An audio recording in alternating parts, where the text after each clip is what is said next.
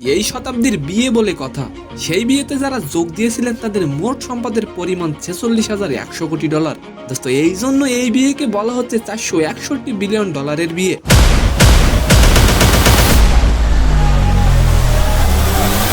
দোস্ত, আমরা কথা বলছি বিশ্বের অন্যতম শীর্ষ ধনী বিলিনিয়ার জেফ বেজোস ও তার প্রণয়ী নরা সানচেজের বিয়ে নিয়ে।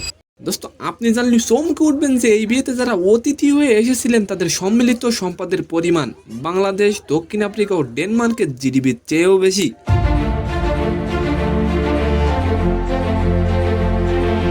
দোস্ত, এই বিয়েতে পরিবেশন করা হয় মিশেলিন তারকা খচিত খাবার, ফোম পার্টি আর তারার মেলা। দোস্ত, অস্কার অনুষ্ঠানে যত তারকা উপস্থিত থাকে দোস্ত, তার চেয়ে বেশি তারকা উপস্থিত ছিল বেজোস ও সানচেজের বিয়েতে।